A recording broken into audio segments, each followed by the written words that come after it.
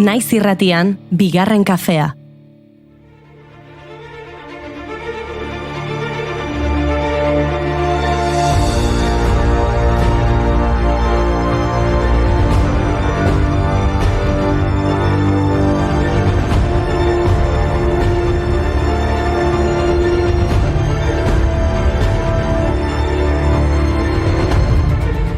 Egunon guztioi eta ongi etorri bigarren kafera. Asteazkena da eta asteazkenetan badakizue musika barra. Bai, ni hasi naiz datozen kontzertuen egutegia egiten hainbeste datoz. Duela egun batzuk iragarri zuen Esne Beltzak amaiera kontzerturako data adibidez.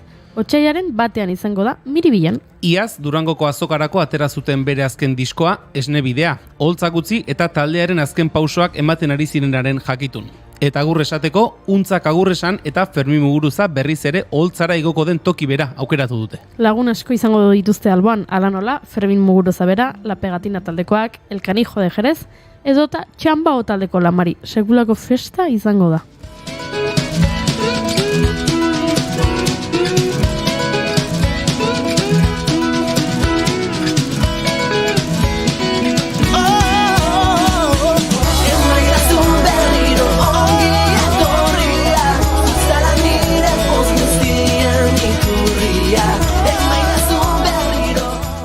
Urtarrilean zetaken mitoaroan, otsailean Esne Beltzaren agurra, martxoan ETS taldearen 20. urteurren festa, maiatzean Izaroren 0 de enero biraren agurra, ekainean Fermin Muguruzaren itzulera Oasis taldearena.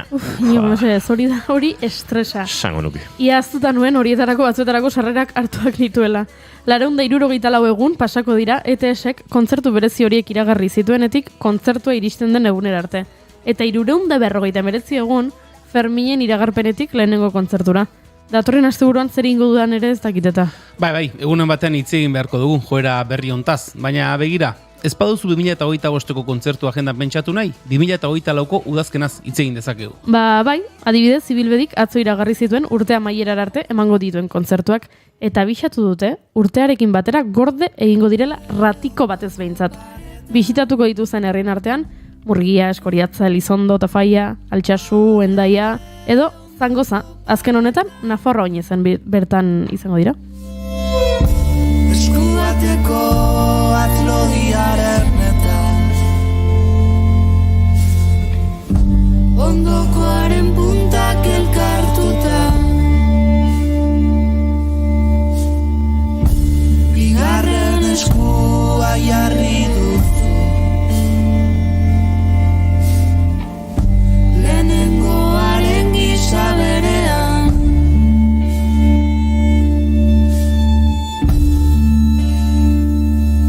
lau atzek elkartzean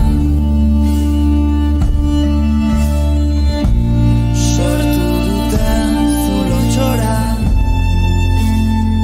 urbildu duzu begi bat. Nafarroa oinez aipatu duzu eta hementxe gaurko efemeride potoloa. Duela 30 urte, 1984ko irailaren 18an, Guardia Zibilak berako Nafarroa oinez lehertu zuen, goiza lasai joan zen, baina arratsaldean gazte batzuek poliziaren kuartelaren aurka botila jaurti zituzten, eta hauek gomazko pilotekin eta gas negar eragilearekin jendeari indiskriminatuki eraso egin zioten. 50 pertsona zauritu zituzten, eta ordura arte nagusi zen festa giroa zapuztu zuen poliziak. Garaiko egunkarien arabera 50.000 pertsona bertaratu ziren egun hartan berara, Nafarroa oinez ospatzera. Gipuzkoako diako iturrien arabera, gutxienez 20 pertsona eraman zituzten Gipuzkoako ospitaleetara, gomazko pilota jaurtita larri zaurituta. Kaltetu batzuek ere intoxikazioak izan zituzten kepoteetako gasak arnastuta. Egiteko trabarik ez duena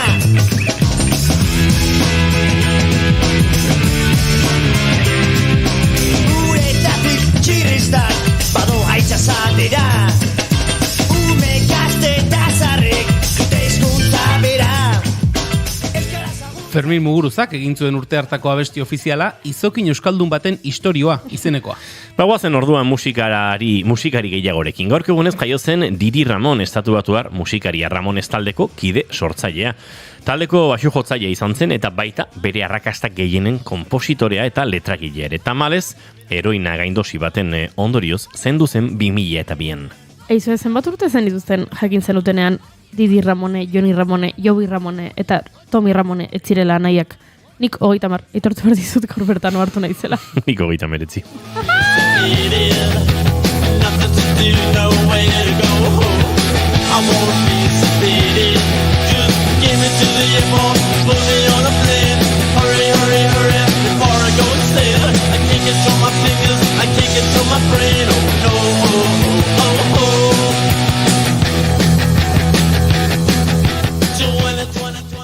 Ramon Estarrak oso mitikoak dira, baina aipatu behar dugun urrengoa efemerideko protagonista historikoa da. Gaurko egunez, 1970ean hiltzen Jimi Hendrix estatubatuar musikaria eta kantautorea rock musikaren historiako gitarrista elektriko handienetakoa.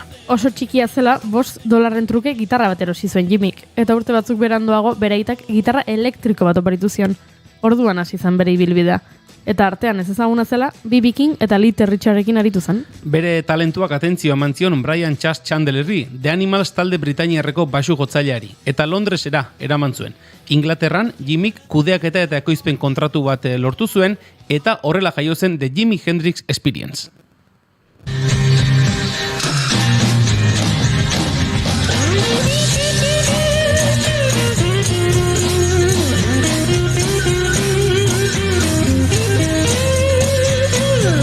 Must be some kind of way out of here. Say the joker to the thief. There's too much confusion. I can't get no relief. Tira eta musika zari garenez, aipatzeko moduko da, gaurko egunez jaio zela Maria del Rocío Moedano Jurado, artistikoki Rocío Jurado izan ez ezaguna. Espainiar abeslari eta aktorea izan zen, nagusiki andaluziar koplan eta flamenkoan espezializatua. 2006ko ekainean hiltzen eta bere hileta elizkizunera 3.000 pertsona joan ziren. Ordutik, Rocío Juradoren nazioarteko eguna ospatzen da. Ba, begira, gaur ez da egun hori. Gaurkoan beste egun ofizial batzuk dauzkagu. Adibidez, gaur bambuaren mundu eguna da. Somatzeo tigreton Bambu ets tu aigua de fruites tiramisu Bambu ets tu. Atzadenez graziosoa iruditu zaigu abesti hau. Kuriosoa. Ikusten dizuet, bai? Itxia. Bai. Zer duzu eba? Baina polita da, Ez da txarrean esan dako zerbait. Bai, Hombre, hemen tortu zaigu. Antonia Fonten bambu. Oso, gustatu zaigu. Ba, bambuaren mundu eguna denez, gure basozain partikularra gonbidatu dugu gurera. Akaitz Sarasola bueltan da, eta denboraldia estrenatuko dugu berarekin. Infraespezie liburua irakurrita etorri da gurera, eta gizakia naturarekin eta espeziekin nola harremantzen den izango dugu izpide. Eta Borderline fabrikak martxan jarri du udazkenerako egitasmo sorta. Eta asteburuan abiatuko du Maialen Lujanbioaren RR ikuskizunarekin. Eta J. Fox Quartet proiektua ezagutuko dugu. Talde hasi berria, baina eskarmento handia duten musikariek osatua. Smooth jazzean murgilduko gara, eurekin. Guk ez dizuegu sarrerarik salduko. Kontzertu honetarako sarbidea doakoa izango da. Ezue, konstituzioa inoiz errepasatzen bada, igual muga jardakioke kontzertu baten aurretik sarrerak salmendan jartzeko epe horri. Zengo dugu horren inguruan. Igual bai ez? Aurrerago. Sedez. Bai. Aizue, entzuleok, iraiak 18 ditu gaur eta asteazkena da. Ongitorri guztioi, bigarren kafera, naiz irratian zarete.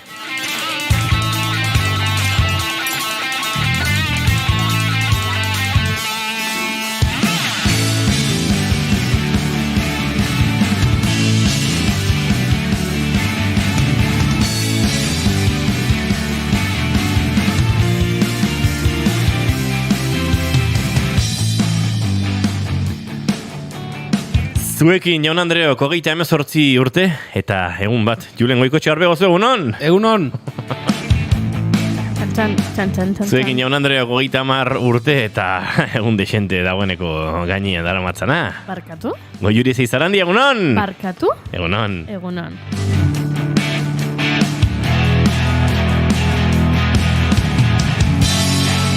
Izketan ari zaizuena Oinigo Asensio Elurbide. Gaur, bigarren kafeak 820 du, iraiak 18, goizak orain txamarrak eta laur den, eta gu hemen, 3, urrengo minutuetan 4 izateko asmotan. Eta datozen 2 orduetan zuekin, bat egiteko asmotan naiz irratian zarete, bigarren kafean.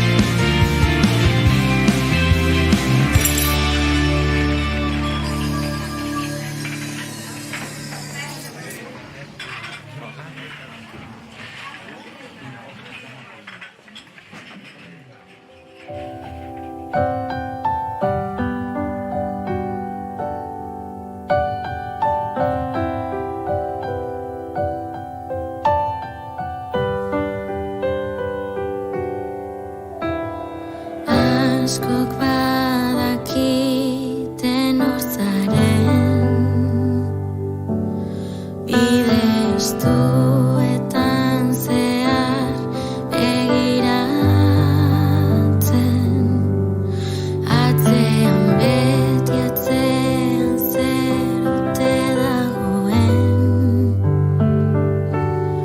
baina inork ez daki argi hori zer den esaten.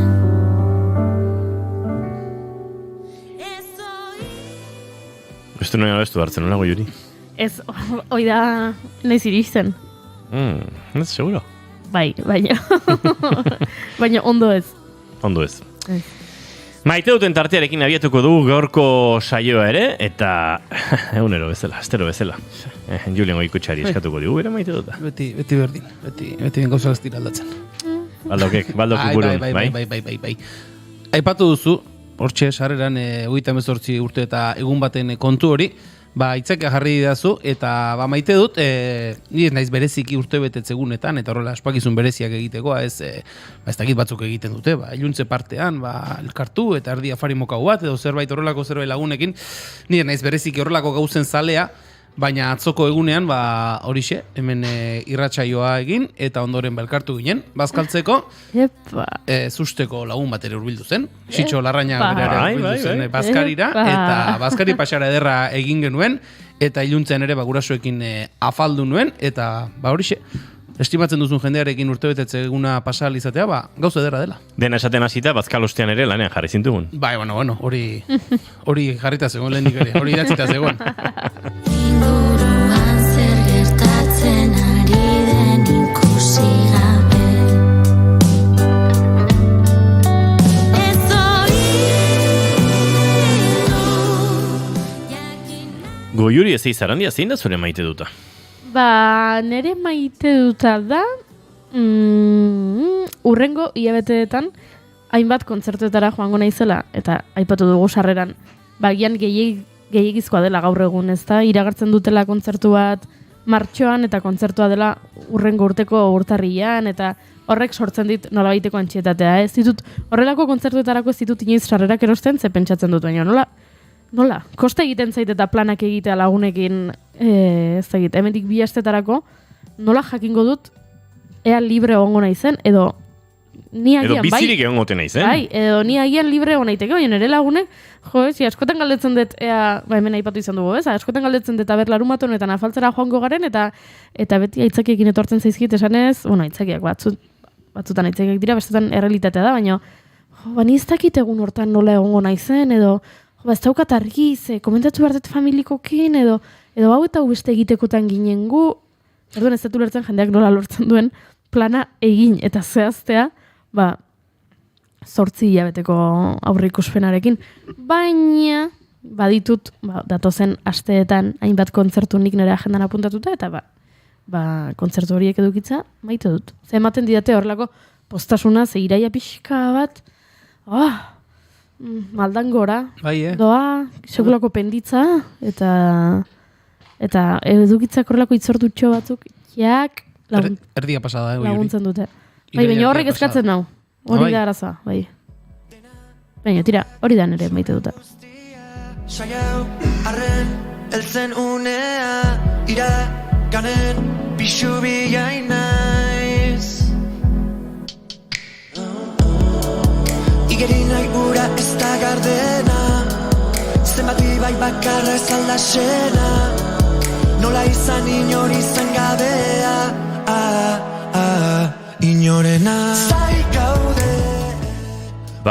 Nire maite duta, zera da, kontzertuetan gertatzen diren abeslarien arteko kolaborazio horiek, normalen abeslari eta lagunen arteko kolaborazioak, ze horitako asko behintzat ez dira inoiz disko batean gerora gertatzen, eta horrek ere badu bere grazia. Ze egiten du kontzertu horretan dagoen jendeak nahiko momentu bakarra eta magikoa bizitzea, batzutan gero kolaboiek errepikatu izan dira, beste kontzerturen batean, eta beste batzutan behin gertatuko da, eta horrela gertatzen da ez.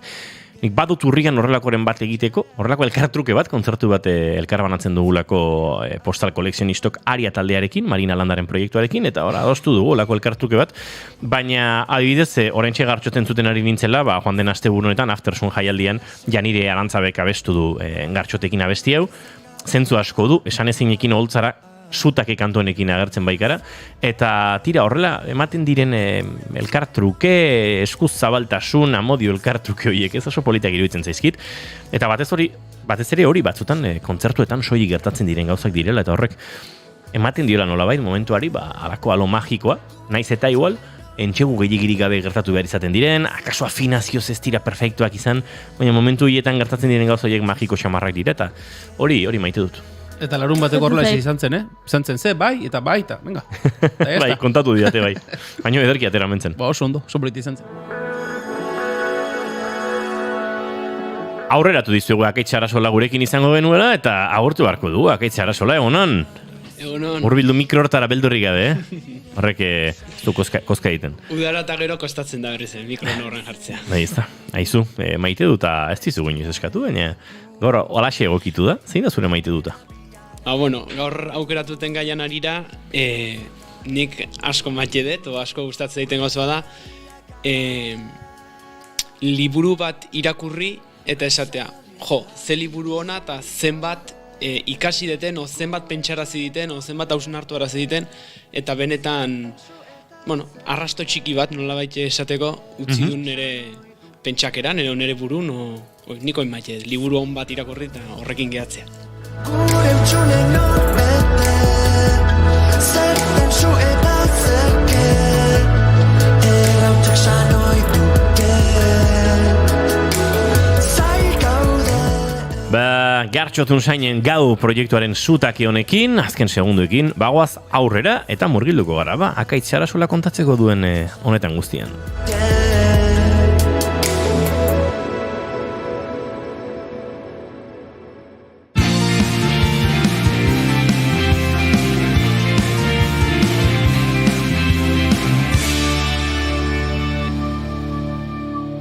Emaiozu bigarren aukera bat egunari. Naiz irratian, bigarren kafea.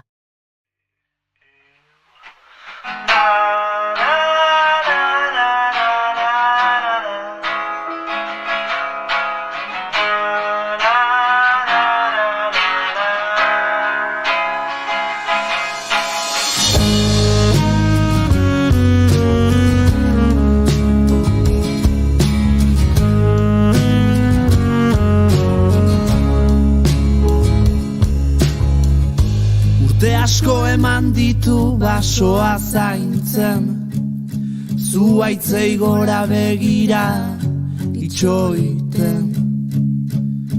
Ez ditu gauzak argi, are ilunak oraindik ere hori posible bada. Anpatuak ditu zainak odolez, dolorez, oinak lurrean dituenak duen ziurtasunaren adorez, eta gora egiten du ahal duen guzti. Ba, horreratu digu Akaitz Sarasolak liburu batek nolabait, bizitzaztak idonio gozak ikusteko modua, edo osnarketa tarte sakonean murgildu duela, eta liburu hori infraespezie liburua da. Nolabait, gizakiok naturarekin eta beste espeziekin, edo espezia bera nola harremantzen garen. Konta iguzu Akaitz, nondik norako osnarketa egin duzu? Da, liburu bat, esan barrauket, Matxe deten beste gauz bat, talen ez deten aipatu da, liburu bat beste baten eskutik iristen danen. Izan daiteke oso politia liburu bat aurkitu eta hausnartu araztea, baina politiagoa da gaina norbait ikusten dizunen liburu eta esaten dizunen, irakurri ustetela gustatuko zaizula Eta asmatu. Ona. Eta, bauzket gipuzkoar nafartu batzuk lagun bezala saldia semizidienak, eta hauen eskutik iritsi zitaiten liburu hau. Liburuaren izen osoa da, erderaz esango dut, naiz itzultzen hasteko gai ikusten da, Infraespezie del fin de la naturaleza al futuro salvaje. Aníbal Arregin liburu bada, izen potoloa. Hemen animauta ginen itzultzeko baino. Naturaren amaieratik etorkizun basatira. Holako zeu zer. Zerbait ez? Infraespezie.com edo? Infraespezie, bi puntu. Naturaren amaieratik etorkizun basatira. Hori da. Eta liburu hontan ideia nagusi bezala bultzatu edo babesten saiatzen dan ideia da Linneo eta Darwin. Linneo eta Darwin izan ziren Linneo latinezko izenak asmatu, lotu zituen zientzilaria, eta Darwin denak ezautuko du. Tximinutik gatozela erlebatu zigun sase jakintxua. Sasi jakintxua? Sasi, Guztokak eta ez guztokak daude. Bai, ez? Bale. Horregatik galetzen bai. Eta esaten duna da, bi pertsona hauen, pertsona gehiago zien garrantzitsuk teoria hauek zehazteko garaia, baina bi pertsona hauek izan zien, bi zientzilari hauek izan zien oso importantek gaur egun daukagun ikuspegia lantzeko garaien, eta hauek zehaztu zuten gizakia eta animalik orokorren banatzeko edo sailkatzeko zeon sistema nagusia espezian azala. Hau da, unitate txikina materian atomoa izango zan bezala, izaki bizunetan espezia izango zan.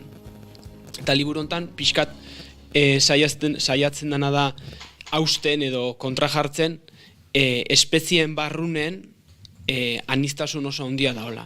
Alde batetik, gizakian kasuan kulturala, kognitiboa, generoan ikusten egean bezala, ezta dena ezin da sailkatu bi gauzetan, edo dena ez da binarioa, nola bai esateko, eta espezian kasunde Aníbal saiatzen da indartzen teoria hau, esanez, espezian barrunen, espezieko izaki guztik ez dutela berdin ez dutela berdin jokatzen, edo ez dutela berdin pentsatzen, ez dutela berdin aurre egiten ekintza edo arrazoi berdinen aurren. Eta pixkat galdera handi bat luzatzen du, eta da nola ikusiko genuen natura, eta horregatik da naturaren amaiera tituloan barne, nola ikusiko genuen natura beste izaki bizunak objektu bezala ikusi beharren sujetu bezala ikusiko genitu.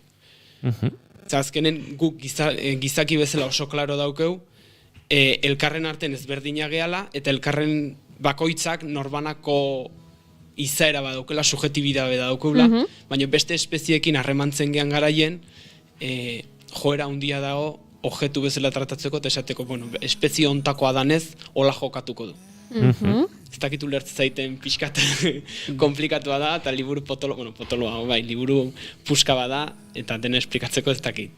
Pentsatzen dugula, ez dakit, txakur guztiak berdina direla, ez? Bai. Adibidez. Eta nola txakurra denez, jokatuko dute, nere txihuahuak eta zure hartzai txakurrak berdin jokatuko dute, ze biak dira txakurrak. Baina nik jokatu dezaket, Mikelek eta biok jokatu dezakegu desberdin, ze, karo, pertsonen eta txihuahua guztik dez dute berdin jokatuko. Hori da. Azkenen, sailkapen horiek arriskutsuk diela adirazi nahi da, ez da espeziekin sartzen da, gero sartu beharko lizeke arrazakin, da subvariedadekin, dena, baina, Eta teoria hau,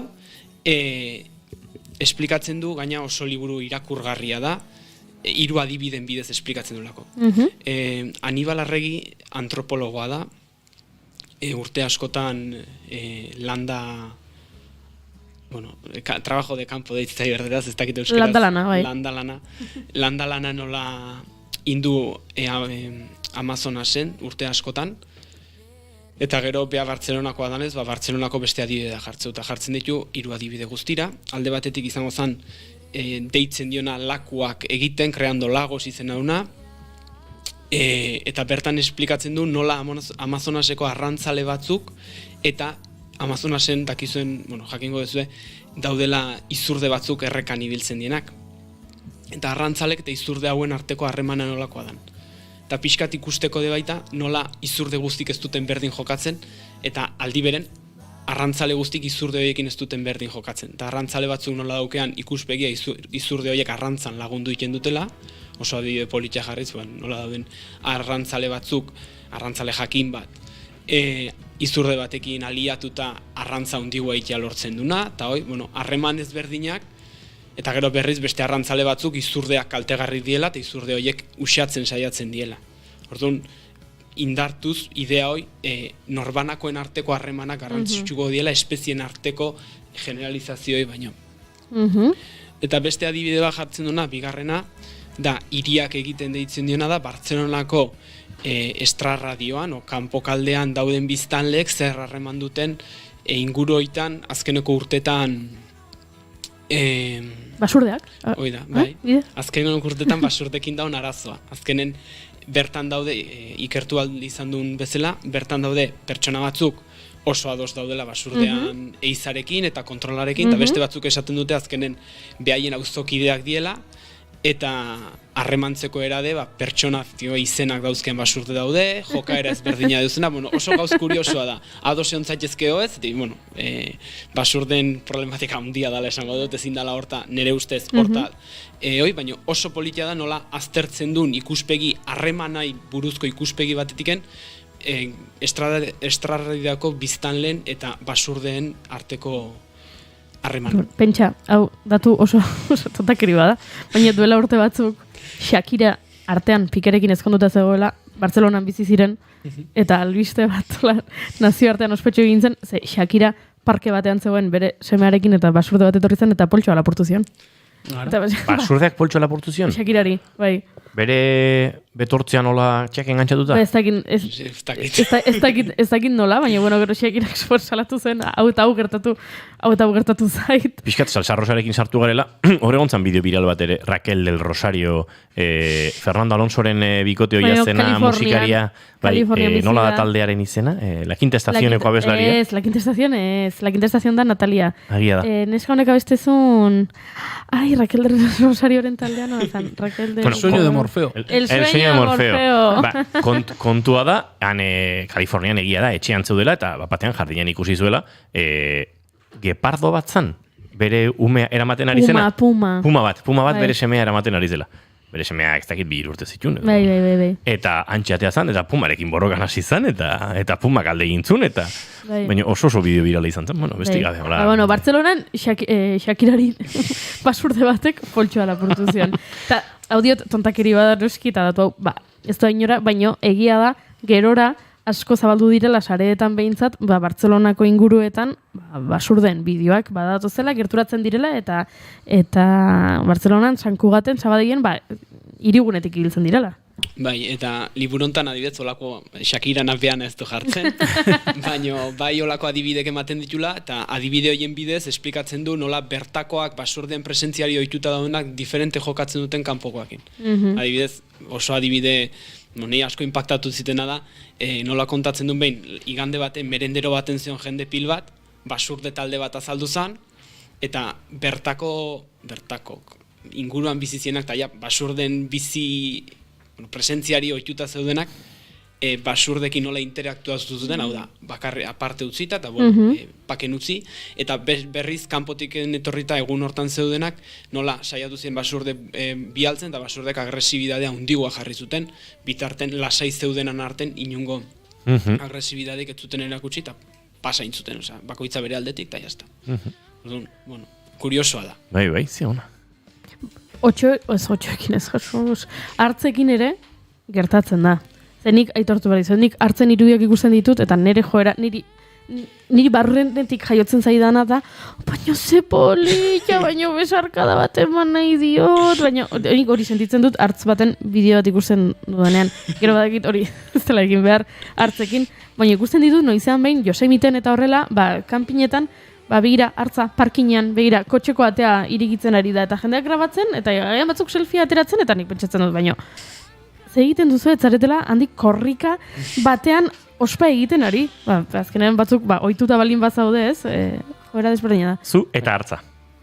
Hartza horiek ere nahiko ohituta daude, jendearen gizakiaren presentziara, kotxeak ikustera, berantzako jolas moduko bat dira, kotxe baten atea arrankatu dezakete. Ikusten dira bideotan, eta baina berri jolasean, ez da jarrera violentoetan ari direlako, eta aldiz, ez dakit, balima zaude kodiak parke naturalean edo reserban, eta han topatzen baduzu hartz bat, kasu ura, ez da inoituta gongo gizakiekin, eta hori beste, estrategiak ere oso nahazpila izaten dira, segun eta arra, emea, segun ze hartz mota geldi geratu korri egin inoiz, baina geldi geratu ura ikaratzen saiatu, baina egia da gizakiekin ohituta daudenekin, nahiko jarrera lasai hartzen duela jendeak, eta ondo funtzionatzen duela. Liburuan hoi aztertzen duen beste gauz bada, azkenen espezie berdina izanagatiken, diferente jokatzen dutela gizakiarekin ohituta dauden basurdeek, lasaia gaudiala, jana lapurtzen dakitela, basurde horiek azkenen estraradioen bizi denez, ez die basurde baten elikadura eukitzen, gehien bat jendeak ematen diona, eta zakarrontzitan topatzen duen, orduan da, espezie berdina da, baina oso jokaera, oso ez dakit, baina jokaera ezberdina dituzte behintzak gehiengoan. Ados, interesgarri da.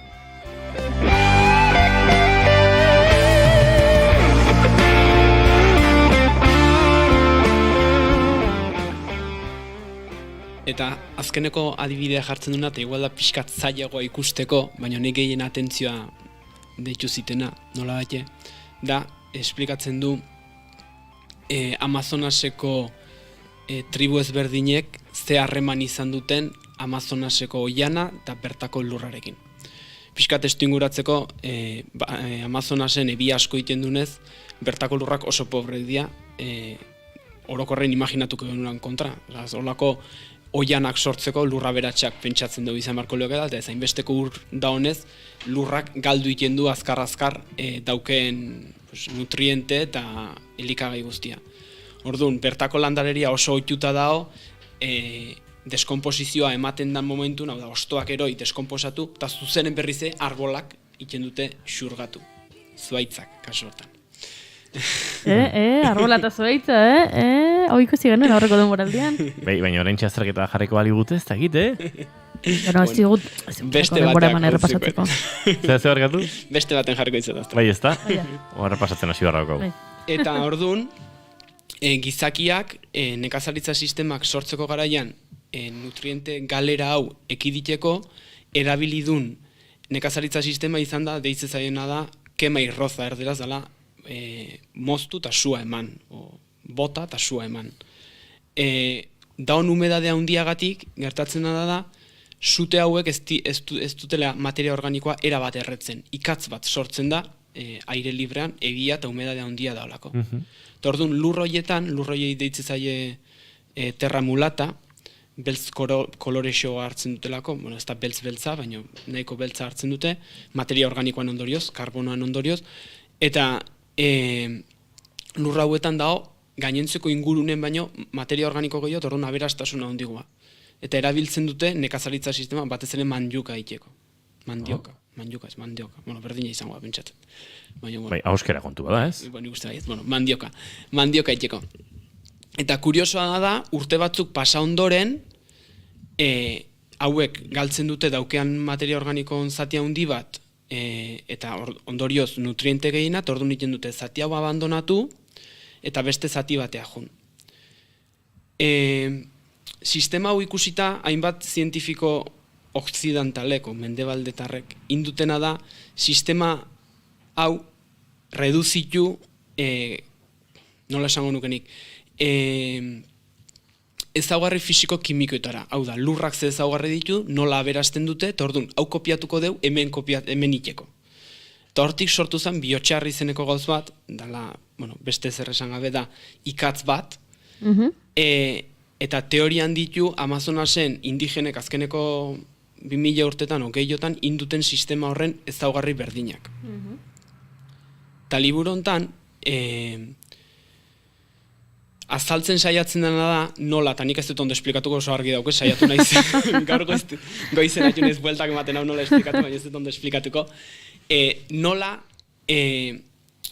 ezaugarri fisiko-kimiko berdinak eukiarren han sortzen dan ikatz horrek, Amazonasen, eta hemen prozesu antzekoa da, hemen kontrolatuta egiten da, eta ez da basoa erretzen soroa jartzeko, baina egiten dana da prozesu berdina kopiatu, egurra, errez, eta dena, konbustio guztia ez emateko, ondorioz ikatz bat sortzen da, hango ezaugarri oso antzeko dituna, hoi lurra itxatxi, eta egiten dana lurra berastu. Ezaugarri fisiko-kimiko berdinak ditun liburu hontan Hanibalek babesten duna edo bultzatzen duna da, ezin deula Amazonaseko emankortasun hoi lotu gizakiak iten dun, nola esango nukenik, gizakiak iten dun ekintza batetara. Aberaz, emankortasun hoi lotuta daola erabat gizakiak indako ekintza horta, eta gero gizakiak nola harremantzen dan lur horrekin, lur hortan bizi den izakiekin, basoakin, beakin, oso gaizki esplikatu nahiz bakit. Baina...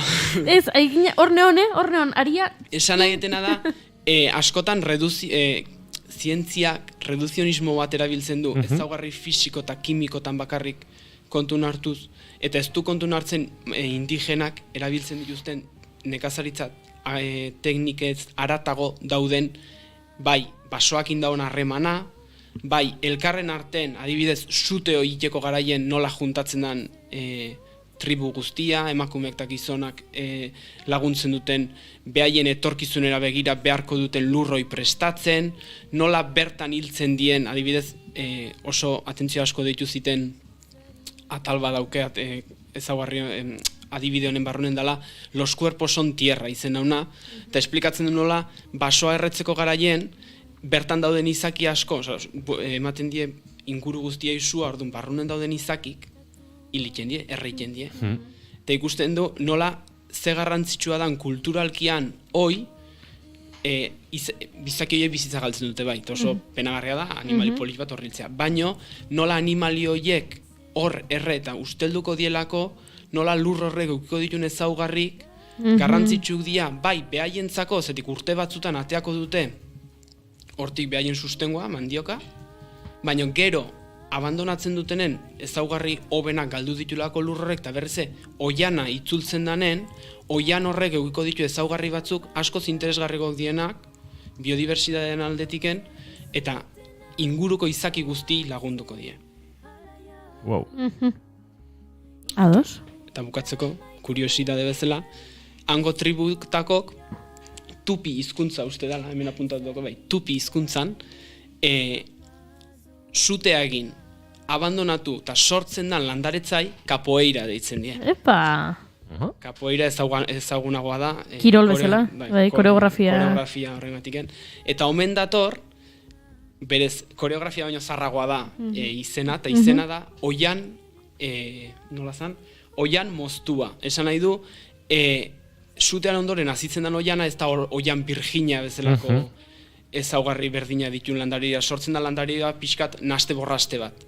Eta, nik ez dakit koreografia, noiz behit ikusita ukikuet, baina ez guatzen. Koreografiak de, hola pixkat hola omen da, eta... Baita zirkulo batean jarrita bi pertsonak, elkarri, bueltaka zirkulo horretan egiten da. Naste borraste hoi adierazteko hortik omen dator hitza, kopiak eta alde batetik beste. Eta kurioso eritu zitzaiten, eta gaur honeak hartzea oso interesgarri eritu zait. Burilla. Bai, esango nuke. Itzari daine Amazonia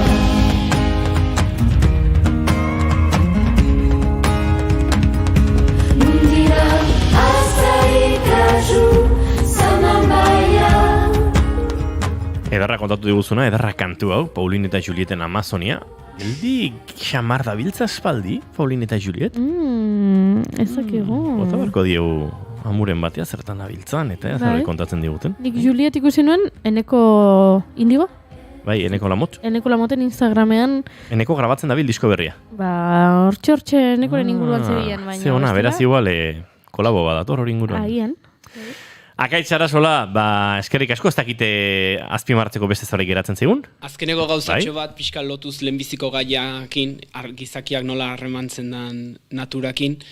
Azkeneko adibide honen bidez, autoreak azaldu nahi zuna zen, bertako tribuak naturakin zuten harremana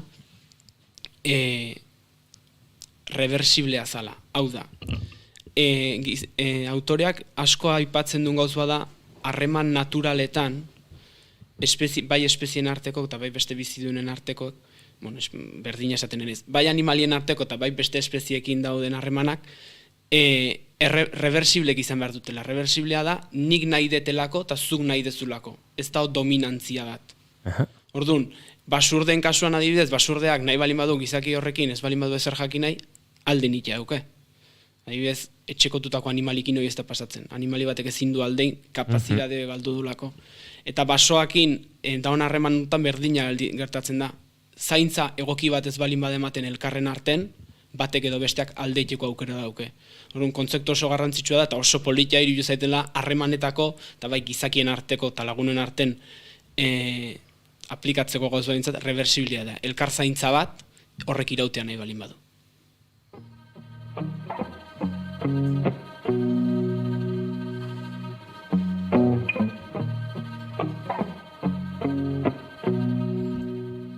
Akaitz Sarasola, orain bai, hasiko gara errepasatzen joan den urteko azken ikasketa guzti horiek, zegoenen baten galdetuko dugu arbola eta zuaitzaren arteko diferentzia, eta guzti dut harrapatu egingo nahuela, beraz jarriko gara etxeko lanak egiten. Eskerrik asko eta aste pare baten izango dugu, berriz ere elkarren berri. Eskerrik asko zuei. Zaindu.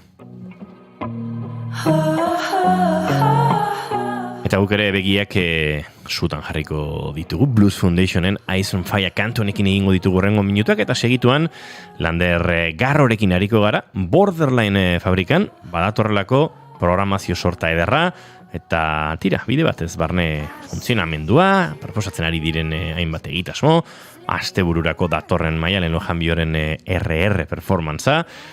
Gauza ugari, segituan hementxe bigarren kafean zuekin. Scared of your stolen power. See right through you anyhow. I won't soothe your pain. I won't ease your strain. You'll be waiting in vain. I got nothing for you to gain. I'm taking it slow, feeding my flame, shoveling the cards of your game, and just in time, in the right place, suddenly I will play my ace. I will soothe your pain. I won't ease your strain. You'll be waiting in vain. I got nothing for you to gain.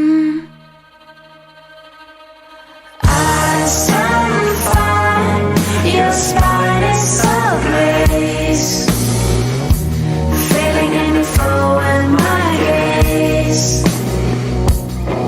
and just in time, in the right place, steadily emerging with grace.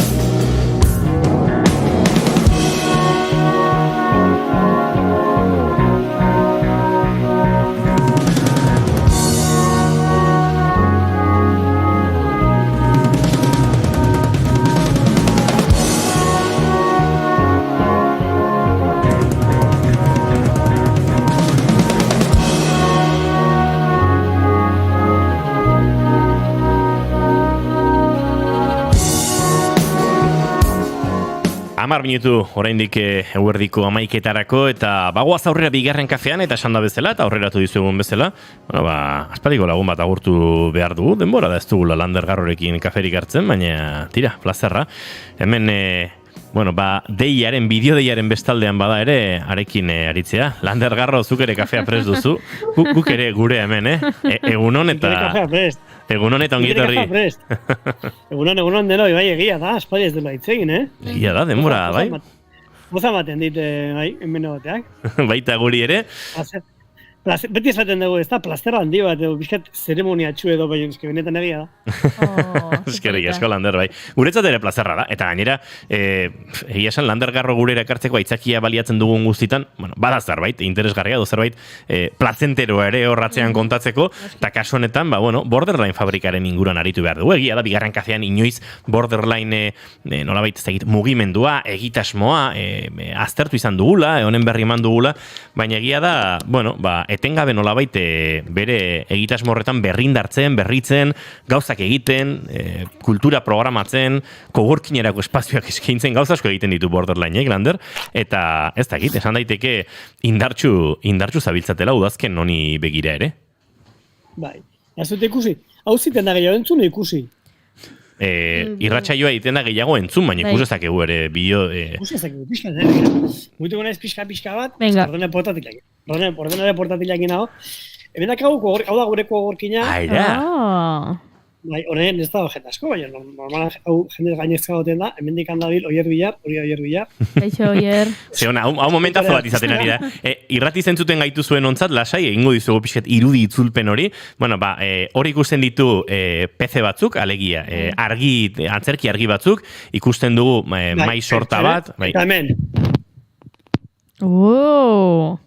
Horazpian hor egiten da... Luzaketak egiten ari da norbait, Denetarik, hori esango nuke... Hor dago gure, Ibana izeneko gure lankide bat, dala dantzaria, eta bera goten da ofizionalanean, baina momentu enten dago luzaketak egiten, eta pixkat entrenatzen dakalako ikuskizun bat. Tela dantzak ikusi ditut hortik, Lander, edo dantzarako oialak ikusi ditut, edo sokak ziren? Bai. Borderline da elkarte bat, artista jende batek hartu zuena, hau dago, eraikin hau da berez Hendaiako geltokia. Hendaiako tren geltokian gaude. Bai. Orain gaude tren geltokiaren barruan. Gertatzen dena tren geltokia dara oso luzea, eta daude bi hegal, erdia eta hegal bat geltokiak bera ditu, eta dago beste hirugarren hegal bat eskuinaldean dagoena, zegoela utxik, hemen zegoelako taberna bat, zala geltokiaren taberna, baina, ezun funtzionatzen, eta orduan SNCF edo Renfe konpainiak, edo Adif konpainiak, erabaki zuen espazio hau konkurso bateatzea, eta proposatzea inguruko artista jendeari ea arkeztu zitzaketen proiektuak eta ez? Toran, talde bat elkartu zen, presentatu zuten proiektu bat, irabazi zuten, eta horretik, hemen danean. Eta da, berez da, artista talde bat, hasiera batean zian, dozena erdi pixka gehixio, eta hori, eta horiek daramaten dola baitere, guzti horren ardura eta ardatza, eta horren periferian, gaude beste batzuk lanean. Eta esango nuke Lander batez ere programazio giroan edo ari zaretela, kultur programazioan edo ari zaretela. Lehen da bizi, konta eguzu pixka nola antolatzen duzuen programazio hori, ez? Hor pentsatzen dut lantaldetxo bat badagoela, iristen direla proposamenak, zuek ere bilatzen dituzuela, nola antolatzen duzue pixka bat programazio politiko hori? Nola mendagoen jende, artista jendea dan, honek balio du asko jendeak lan egin dezan. Hemen biltzen den jendeak lan egin dezan. Ensaio espazioak... Residentzia artistiko puntu bat, ez? Bai, residentzia artistikoak eta bar, ez? Eta gero, asteburutan, ostiraletan eta larun batetan, egiten ditugu emanaldiak kasi astebururo. Eta horan, gure prozedura izaten da, edo guk zerbait antolatzea, gure orbitan, gugandik gertu xamar norbait dagoelako interesaren zeguna, edo eskaintza jaso. Normalean, gehienetan, iten duguna da, eskaintza bat jaso, proposamen bat jaso, eta horren arabera, ez? Baina, adibidez, lehen ikusi dituzu soka horiek, hemen dagoen jendeak harreman oso estu daukaz zirkoarekin. Orduan, adibidez, zirkoan bai batzuetan, bereek ezagutzen dute jendea batez ere Frantzian, eta orain Frantziako jendea ekartzen dute, baina bestela, adibidez musika edo antzerkia doloko kontuetan, eta normalan jasotzen ditugu eskaintzak, proposamenak, eta juten gabi eratzen. Gehienetan esaten dugu, baiet, da pixka bat egutegia zehaztea, adostea, tarifak eta beste, ez? Baina, ez diala ibiltzen esan ez casting talde batekin edo gustatzen zaiteko ez gustatzen. Gure gustoko jendea izatea nahi dugu, gustagoteko gehiagin lanean eta beste, baina normalean, ez balin badago kerrik, aurrea atatzen dira ideiaiek. Endaian... Ia beti, ez dugu esango beti. Endaian kokatuta dago esan da bezala Borderline fabrika, horre tren geltokian bertan. Bertara hurbiltzen den komunitate hori lander, ez dakit, bada pixkate transfronterizuan, horbait esateko hegoaldetik iparralde banatzen duen muga hori ere gertuegi dagoelako, hortxe dagoelako, eta ez dakit, hegoaldetik, iparraldetik, bietatik, nondik hurbiltzen da jendea, edo ze giro sortzen den Borderlineen? Endaia oso toki partikularra da, kontutan hartu horrezue, hemen jendearen erdia inoen gehiago ez dela nengoa. Osa, alegia, hegoaldekoa dela. Eta iparraldekoa den, edo Frantziakoa den jendearen artean, herria baino gehiago ez dira endaiarrak. Endaia berez oso herri txikia zen. Hemen aduana, terrena, eta hauek sortu zirena, etorrezan jende pila bat, oran, jende gehiena kanpokoa da. Horrek esan nahi dugu, gure, endaiako espazio guztiak dira oso heterogeneoak. Eta hau ere bai, oso espazio heterogeneoa da, dena iten dugu hiru hizkuntzetan, normalan bi hizkuntzetan, euskeraz eta frantsesez, baina espainolera ere asko gotzen dugu, jende, gaztelaniaz hitz egiten duen jende asko dortzen dalako, da espazio oso eklektikoa, oso zabala, zaila da eta perfil bat. Nik esango nuke eta espazio bat ezkerrekoa, guztiok batzen gaituen ideia bat, edo sentimendu bat, edo munduaren pertzepzioak badala hori, kultur zaleak nolabait, eta hortik aurrea, identitatearen ikuspegitik, dago denetik, jende abertzale pila dago, baina jende abertzalea ez dena ere badago. Esango nuke ez dagoela unionismo maltzurri gure artean. Ez dagoela Vox, ez dagoela Estranet, ez dagoela euskal identitatea daukatzen duen inor. Baina bestela oso espazio heterogeneoa da, eta adibidez, hemengo endaiako elkartekin lan pila bat egiten dugu. Hemen adibidez dago elkarte bat izan dagoela lanetik egin, adala musika irakasten duen. Nola baitere, herrietan dagoen konservatorioa hemen da espazio pribatu bat, eta oso autogestionatua, eta oso jatorra dira. Eta horiekin egiten dugu lana, adibidez urrian, antolatu dute heavy gau bat, eta aterriko dira beraie, ikasle pila bat dira. Antolatu dituzte bersioak eta horrela, eta ekarriko dituzte ikasleak honea, heavy bersioa jotzea, eta asko tortzen dira honera. Ederra da, gauza ugari gertatzen dira Borderline fabrikan, eta horietako batzuk badatoz ikusi dugu esaterako abuztuan zertxo bai lasaiago aritu zaretela, baina uztailean zehar programazio mordoa egon dela bertan, eta tira, atxeden handi ez duzuela hartu, eta iraiarekin bueltan ere indartsu zatoztela. Segituan murgilduko gara Landergarrorekin, aipatu bezala, asteburu hontarako Maialen Lujanbioren performantza dutelako, eta ondoren ere badatorrelako urrira begira beste egitasmo potolo bat, Zigarren Harria festival ere badatorrelako, baina tartetxo bat hartuko dugu segituan azken ordukoaren bila abiatzeko. Gara, bide bada teoriatik errealitatera. Ez ginen mila jolasten, metaforekin jolasten, ametxetan buru belarri idazketan oralotzen. Ez ginen mila japlari, zaletuak idazlanari, neurrekin hitz sortzen begiratzen iraganari. Iragan, zuekin nahi dutegan, karrikan bai eszenan, publikoa eraman, izerdiztarri batzen, lanak egun pagatzen, paso egin zuenak gau hipopasosten gatzen. Zuen aurkak tirota, zurrun bilo, zenbat iskan bira bai korapilo. Enbat azizpagaztetxe guziei mil esker, oztopoen gainetik eskenerik etxe giro. Agera, bikaina, bibesota babesa, garagardo bikaina, euskara espainetara sosik ez pentsa, saltzen dugula ametsa bumbapa, euskara japasoirik da gure iesa. Beti danik segitzen aldapa, beti danik idazten bumbapa, defenditzen eskola zaga, la la la la la la la la. Egal egiten erle bat bezala, beti danik segitzen aldapa, beti danik ez zuten bumbapa, la la la la la la la la.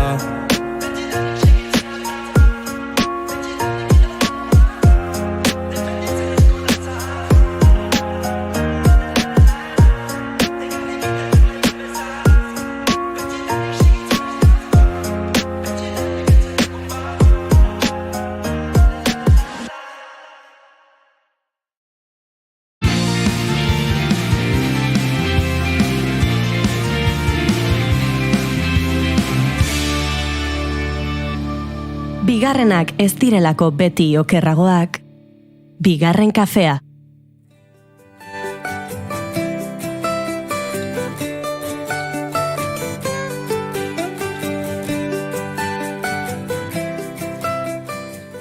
Bigarren orduan murgildu gara, bigarren kafean hementxe naiz irratian eta ari ginen eta jarraituko dugu Lander Garrorekin aipatu bezala Borderline fabrikaren inguruan.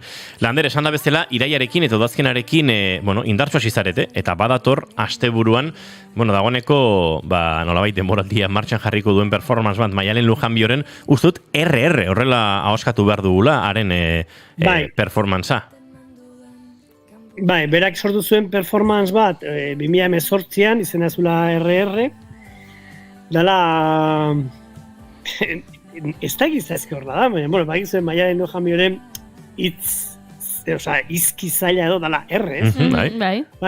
Nire beti ditu zen pixkat ironia horretatik zetorrela, ez? R edo akats horretatik edo ze batzuetan akatsa bilakatzen dira gure identitatearen parte bezala, ez? Ni adibidez, esan gorke mundu guztia entzan izela Lander, txiki bat, bakizu, badago bat, txiki bat. Akatsak, komi artean akatsak egiten... Esango du berezitasunak edo, ezaugarri berezigarri horiek edo. Bai, hori da.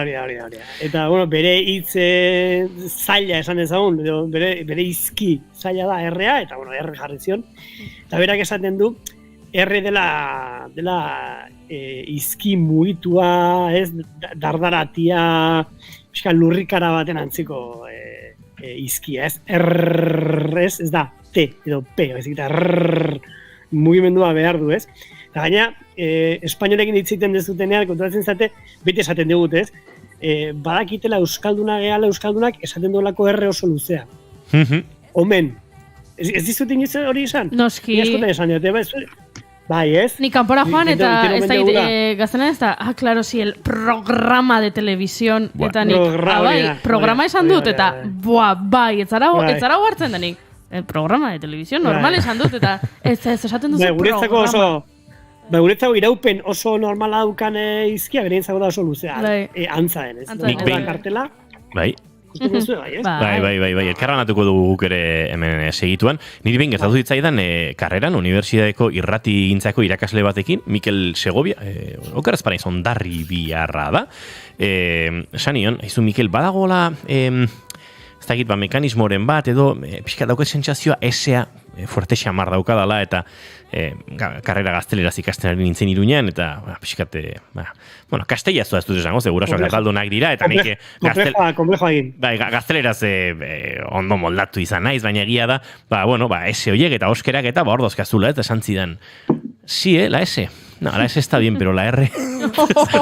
Joder.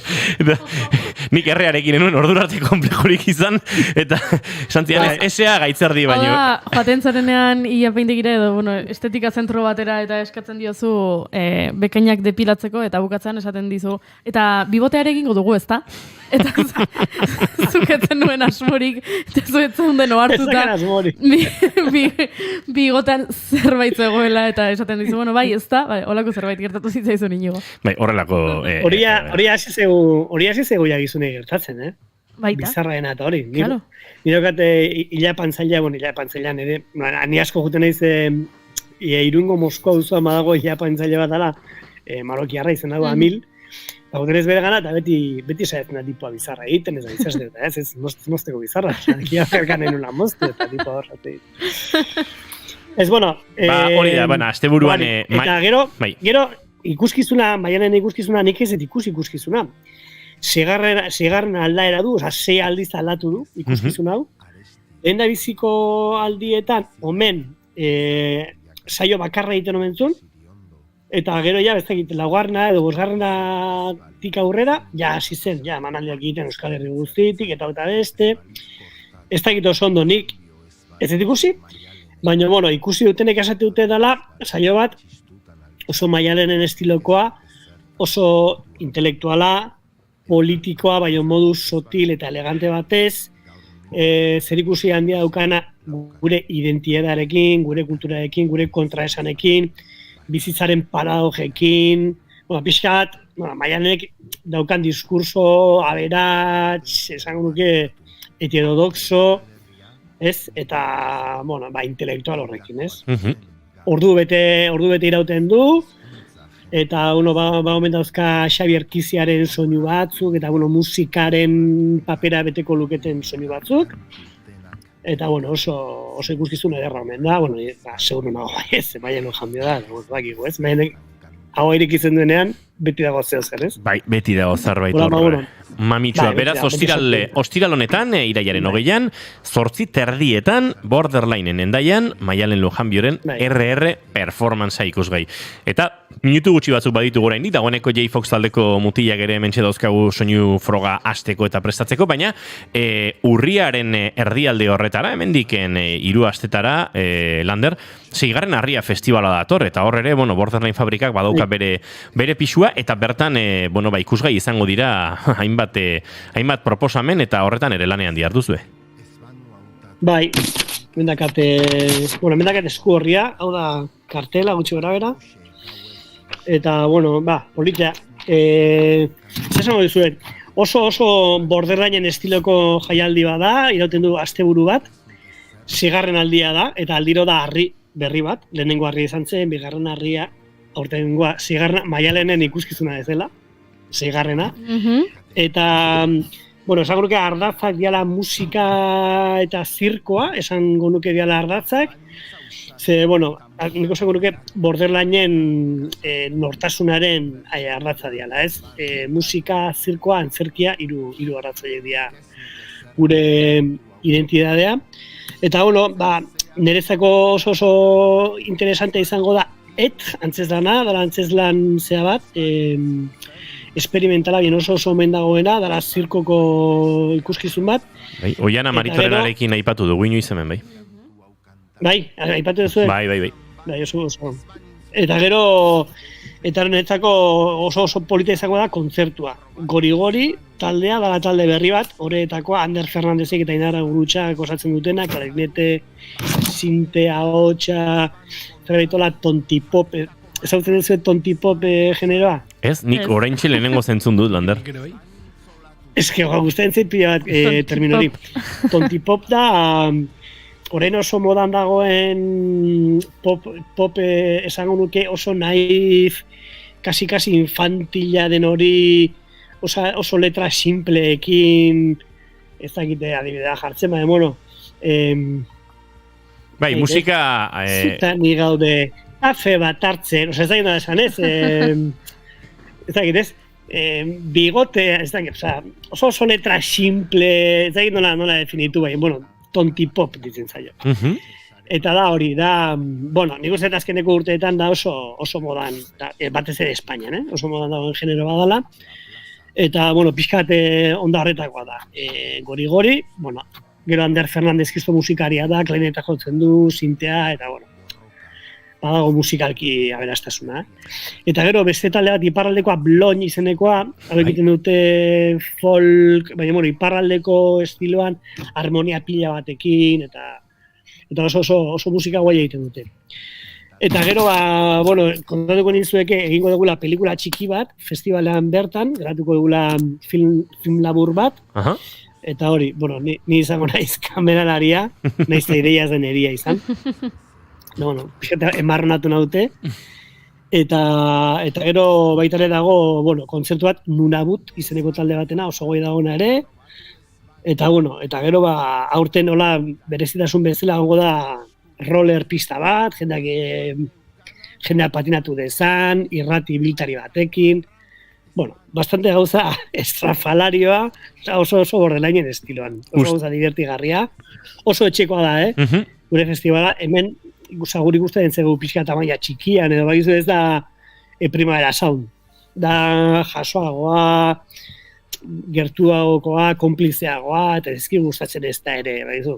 Ez genuken etortzea hemen, etortzea una 4.000 persona, ez? Da, pixka bat.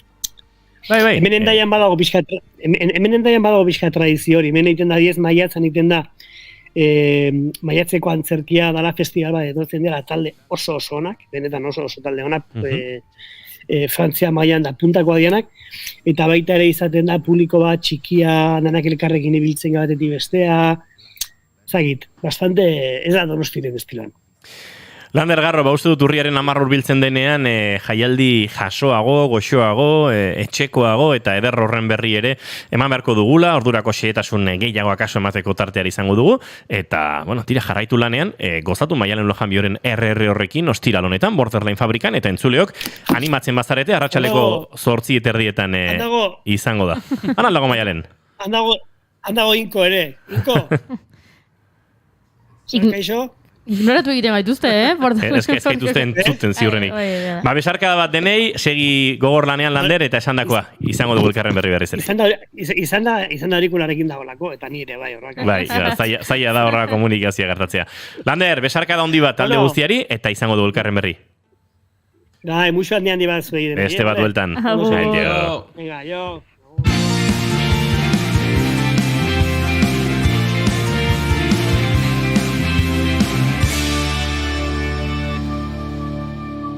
Emaiozu bigarren aukera bat egunari.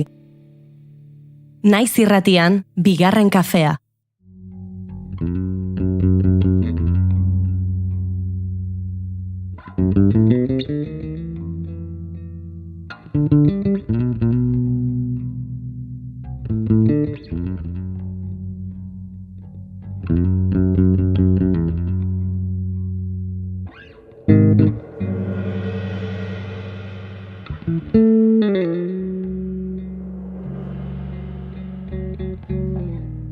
Tira denboraldiko bigarren elkarrezketa akustikoa bideratu behar dugu, eta gaurkoa ez da izango ez bereziki akustikoa, naiz eta bai, akustikoa izan ez pentsa hemen instrumentu bakarrarekin edo hariko garenik, laukotean hariko zaizkigu, eta nolabait azten ari den proiektu batetaz ari gara. Izenaren inguruan ere eurek emango beharko dizkigute azalpenak, baina nolabait esateko, bueno, All-Star bat juntatu zaigu proiektu honetan gaur bigarren kafearen laborategian.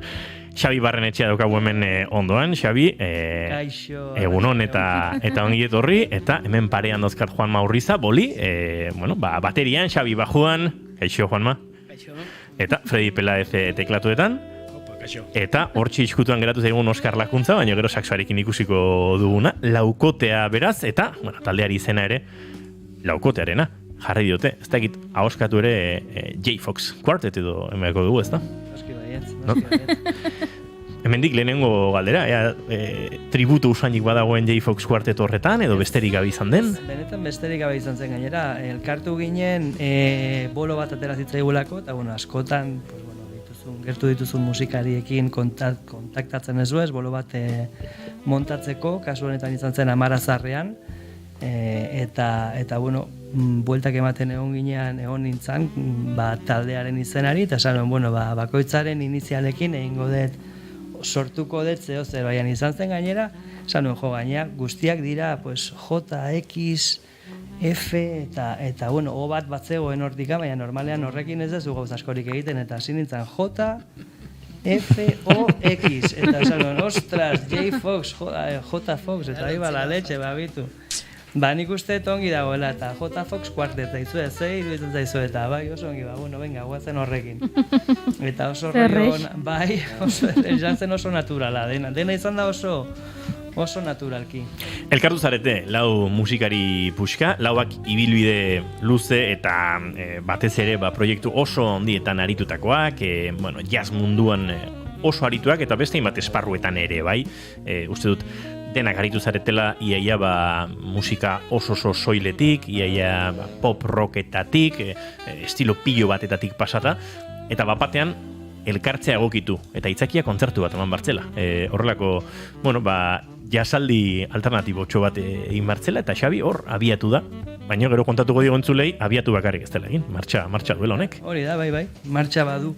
Ez, lagunen, nik uste oso rollo ona euki genuela, lehenengo momentutik, abestiak, bakoitzaren abestiak, ez ze kompozizio dugu hortikan, ezak izan, bakoitzak eraman genituen pare bat abesti, montatu genituen errez, Frediren estudioa, Fredi izan zuen lehenengo momentutik, nire estudiora joan gaituzke grabatzea, eta erraztasunak euki genituen, zentzu horretan, eta oso, lehenengo momentutik nik asko gozatu nuen, eta nik uste guztiok euki genuela oso sentsazio polita elkarrekin egonez. Lehenengo bazkaltzera jugun ginen, ez? Behar dan bezala. Hoi da, eta bazkaltzen ja, genekien, esan bat nuen, jende normala ginela, jende gauza normaletaz hitz egiten, ez? Eta, azken finean, gero jotzen egun ginenean, hori nabaritu zen baita ere, ez? Gure artean badagoela konplizidade bat, eta gusto musikalekin baita ere nik uste nahiko parera guazela, eta horregatik, esan genuen, guazen, hau aitzakitzat hartuz, zeo zer gehiago egitera, gauzak bilatzera, eta, Instagram bat sortu genuen, eta zuk deitu gintuzun hone etortzeko, eta bitu, abian dago, eta gainera, errezean ari gera elkartzen, ez? Osik, oso... Lehen kontzertu hartan, Juanma musikari asko zegoen, kontzertu trampa bat ere izan zen, lehen kontzertu izateko, han ikuslegoaren artean musikari mordoa zegoen, eta askok segituan pasazizkiguten informeak, nik ezin izan nuen joan, kanpoan egoen, baina lagun basu jole batek esan zidan, ostras, hari niz ikusten hau da, oso ondo, eta, enuen gutxiago espero, jakindan horari zineten, baina izan zen, hola, hasiera potolo bat. Bai, berez, hola... Kanpotik ikusita, barrakan ondoan, lagunen artean, jendea, poteatzen da, erras eta Xabik esan den bezala oso ongi moldatu ginen, baina jendean artean, hasi ginen behiratzen da, non bajista, beste musikari bajista asko zegoen bereziki esango nuke. Alaxe gertatu zen. Freddy, eta abiatu zenuten proiektu hau, lehen aritu gara, hemen soinu proba inguruan eta pixkate estiloa definitu nahien, jazzaren zaku erraldoi hori oso zaku handia da, akaso entzulentzat jazzaren adar guztiak ez dirain ezagunak, baina nolabait kokatu behar dugu J-Fox kuartetek egiten duzuena, eta lehen aitortu didazu pixka bat smooth jazzaren edo giroan dagoela. Bai, nik horrela definitzen dut gutxi gora bera, ez dakit taldekidek ze pentsatuko duten, baina hasiera baten, piano soinukin edo probatzen hasi ginen, kantak, baina nire gustuako seitxun eamanon elektrifikatzea edo, hau da, teklatu tresna, baina elektrikok.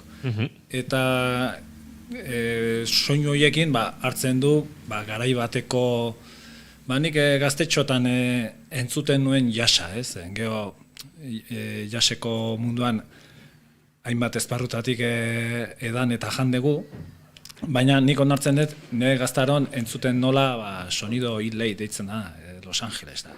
Ripping Tones, Yellow Jackets, Spiro, Eric Marienthal, eta horrelakoak ez da.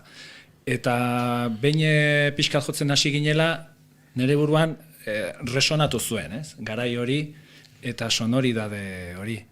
Eta netzat badauka smooth jazz puntutxo hori, eta gaina gustokoa eukitzetik aparte, netzat da erronka polita, zen gure ingurun horrelako soinua ez da entzuten, Ja entzun ditugu beste estilo desberdin asko, oso gustokok ditugunak, baina nahi bereziki postasun handia ematen dit. Egiten nahi gehan hau martxan jartzea. Entzuleari alertatxo bat, norbaitek pentsa dezake, estilo ez du guain beste ezagutzen. Yellow Jacketzen inguruan programa oso baten aritu ginen, zuekin, entzuleok.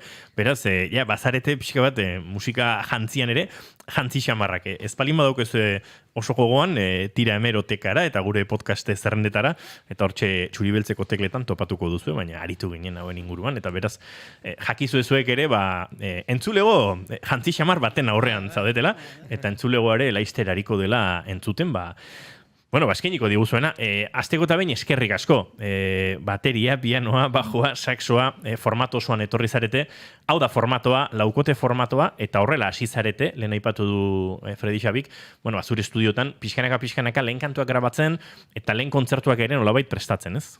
Lehenengo kontzertua prestatu zenuten, baina nolabait uste dut orain badago lalako hausnarketa espazio bat, gauzak beste toki zehatzeagotara eramatekoak aso edo? Bai, kontzerturako, azkenen kontzertuko denbora betetzeko beste kanta batzuk erabilik genituen, baina elkarrekin pare bat alditan jotzen egon da gero, nik uste talde honek, proiektu honek bere bidea zein den adierazten nahi zaigula, ez?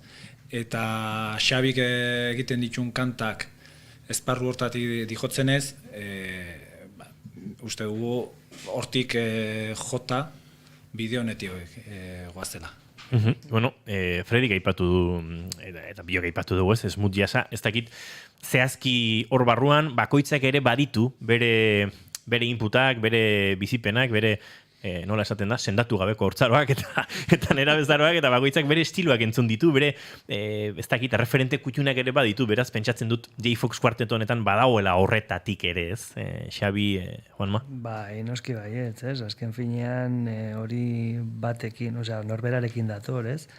Bueno, bakoitzaren lenguaia jorratzen da, bere gusturen arabera eta bueno, baita ere ikasten duenaren arabera, ez beti badago tradizio bat, eta bueno, musikari formatuak era, Fredik esan duen bezala, bueno, pues jazz munduan ibiliak era, eta horrek influentzia asko dauka, baina, bueno, bai, noski baietz, gero gure atzetik daukagun ditu, gure gustuak edo bizitza osoan entzun dugun guztiak badu bere influentzia zuzena, eta bai, noski baietz. Bai, Juanma. Bai, bueno, norberak bere ibilbidea daka esan bezala, denetarik egitea tokatu zaigu, eta hala jarraitzea espero. Eta azkenean norberak eramaten du bere, bueno, uste egokitasunera.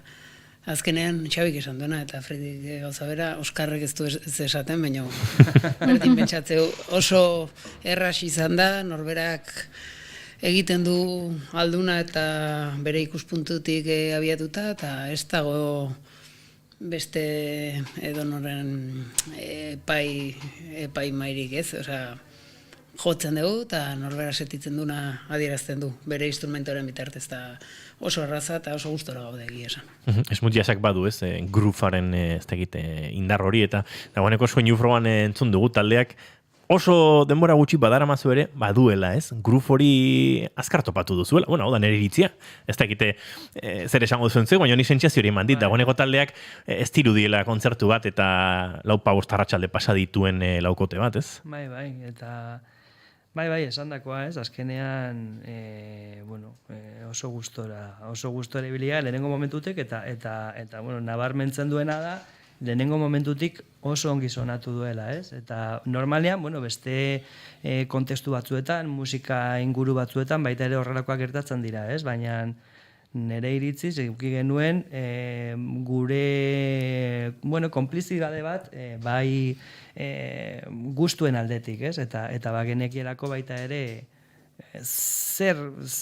bueno, koherenteki jotzen, ez? Bakoitzaren abesti hauek eta ekarri genituen konposizioak baita ere bat zeukaten antzekotasun bat edo soinua unifikatzeko bide bat, ez? Eta nik uste guztiok harrapatu genuela erraz, bide hori, eta entzungo duzuen bezala, nik uste dut proiektuan nahiko definitzen duela, bueno, smooth jazz termino horrek, ez? Edo, bueno, ezakita beti badaude hainbat influentzia, esan ezun bezala, ez? Baina nik uste dut, bai, izan dezakela etiketa hori globalki, ez? Jarri barko genuke pantailan zenbatzaile bat, ikusteko zenbat aldiz esan duten erraz hitza, ze hiruek aipatu dute, eta gozada bada egia esan, ni ez naiz musikaria, eta niretzat musika talde bat sortzeak, bueno, hori da erraz hitzaren antonimoa, guztiz. Bueno, ni musikaria naiz, eta jotzen ikusten ditudan erraz ere ez da torkit burura, goiuri. Bai, oi ba. Eta orduan entzuteak, behintzat nola konplizitate hori edo konexio hori erraz sortu den, sekulako plazera da.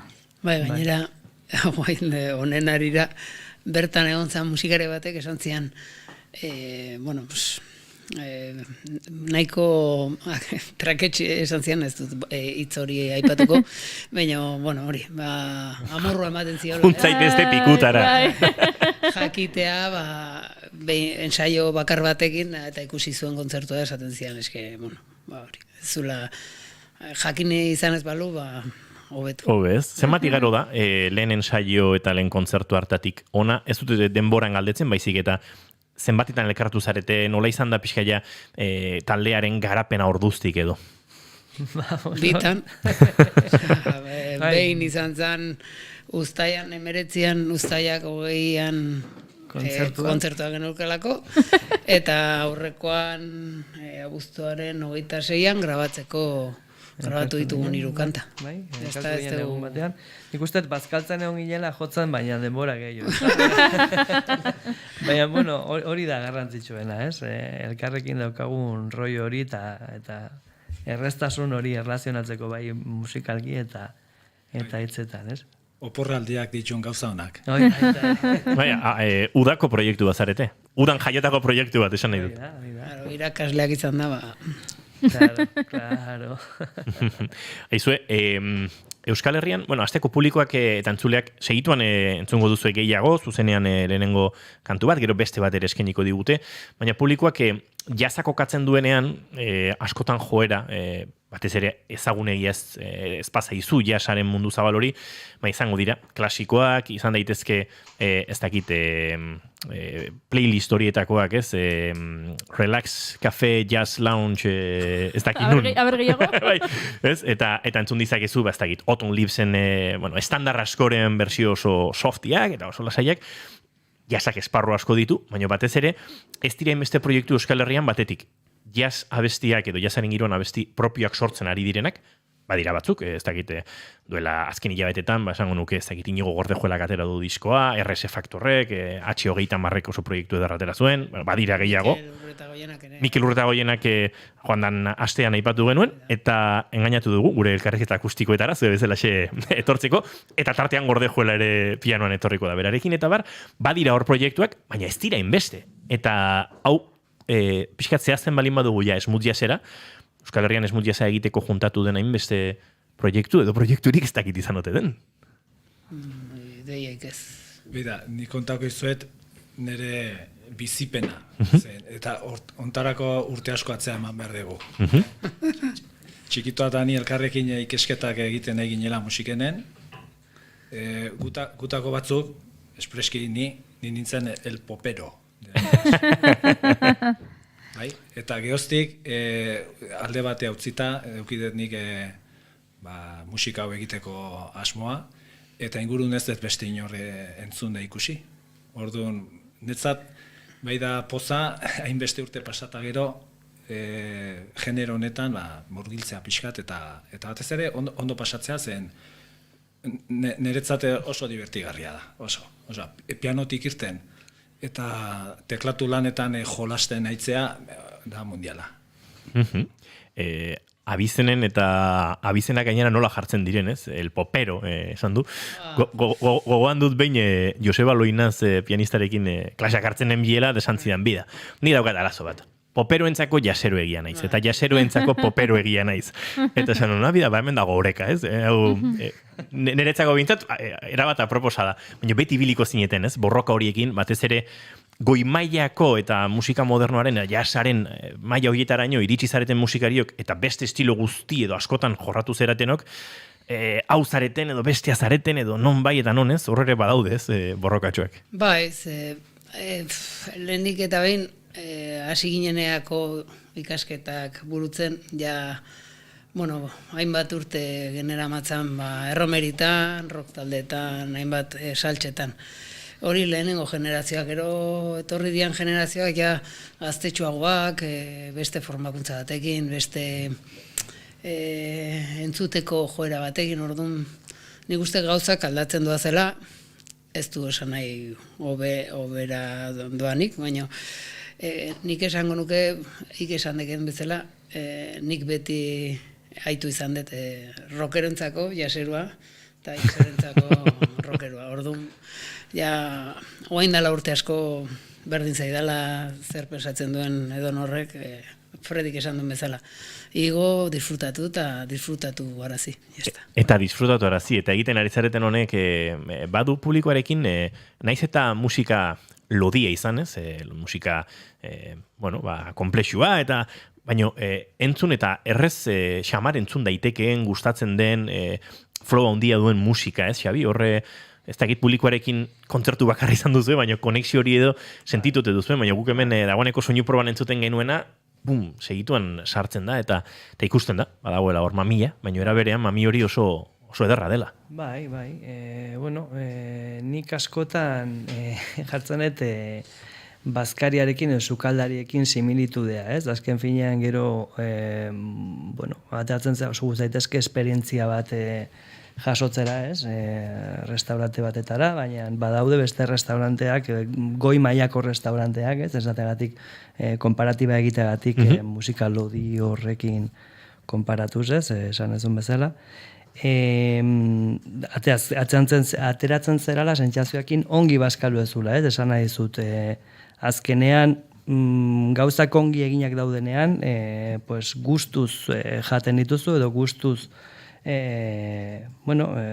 jasotzen dituzu, ez? Eta nik uste dut generalean gustatzen zaigula musikari bat ongi egiten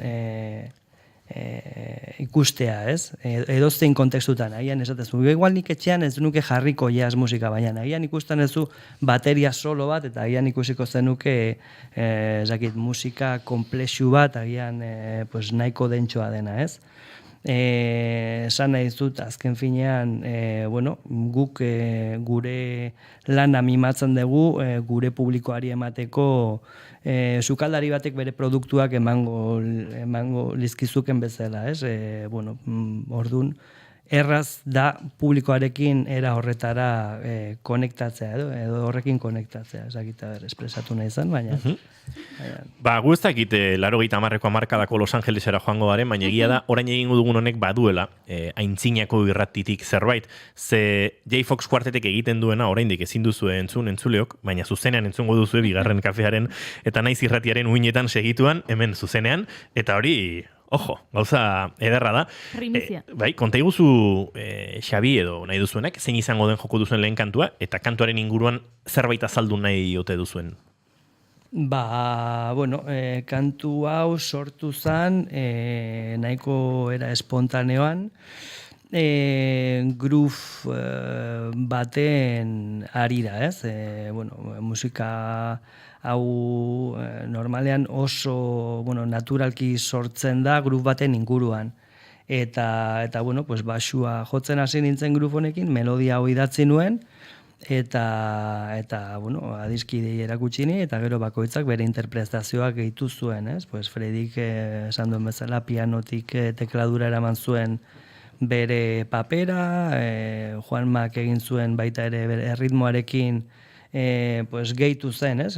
Basu groove horretara, eta Oskarrek atzera botatzen zuen melodia hori, eskatzen zuen bezala, eta nik uste horrela sortu zela, gero bai eduki ditugu gure artean, ez? Proposamenak nola egin, edo zer egin, nola bideratu konponketa, ez? Adibidez melodia behin, hemen 4 konpas hauek eginduko ditugu, bigarren partean, baina, era horretara, ez? Groove solen. Grufa solen, sol. Sol notan. Sol notan. Sol tonuan. Sol tonuan, exactamente. Ia da, geratu da, uste nuen Daniera zari zela, Groove solen. Groove solen. Grufa solen. Grufa solen. Aizue, lehenengo kantu hau entzuteko eskakizuna egingo dizuegu, beraz, zoazte gure set akustikora, eta entzuleok sol tonuan idatzitako grufa, edo Groove solen entzuteko aukera izango duzue J. Fox Quarteten eskutik segituan.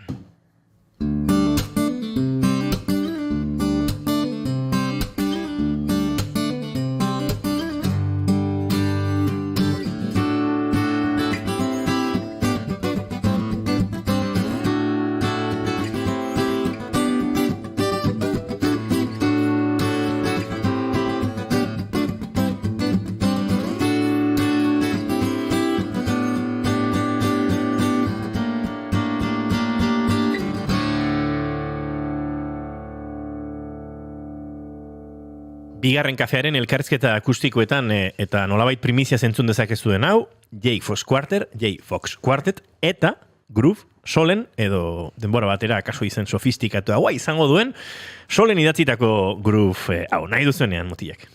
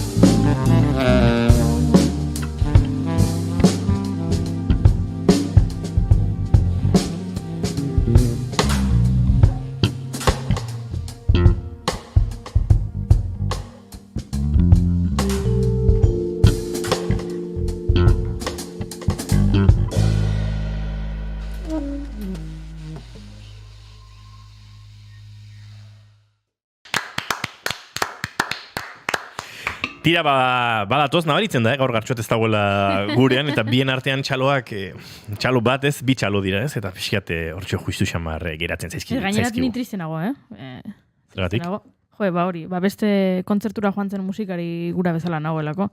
Amorro ematen dit. Hainbeste errexeta, gero hau egiten dute, eta horixe. Sexia da, kantu hau. Bai, badu bere puntua, ez? Bai, egia da, hori nik horrela sumatzen, ezakita ber jotzen nagoenean horretaz pentsatzen dudan, ez? Sexia den edo ez, baina entzuten nuenean eta gure lehen esan dugun grabazio entzuten nuenean esaten badu, ez? Bere berotasun hori eta... Honek, nik uste badura azalpen bat, ez? Abestu mikrora baju groove bat, edo groove bat tarareatu pixka bat. Ezakita ber gehiagi eskatzen diazun. Abesti hasi duzun patroi hori bera, ez? Naren bezu bitu, ekarri dezaket basua eta... Egingo dugu experimenta. Bueno, kontua da, groove batek baduela pixka bat sexitik, ez? Badago zebait gorputzean sortzen duena mugimendu bat, sexi edo sensuala, edo ez dakit, baduela hortik zerbait, ez dela hain arraroan nik uste, zu kantu hori sexi sentitzea, nik uste dut kantu sexi badera. Bai. Abiadura ere... Bai, abiadura, ez? Oza asko da hor, bai. Pedala... Tekladuak... Bai. Musika tresna batzuk sexiek direlako. Saxoa gehien bat. Ez, saxoa oso sexia da.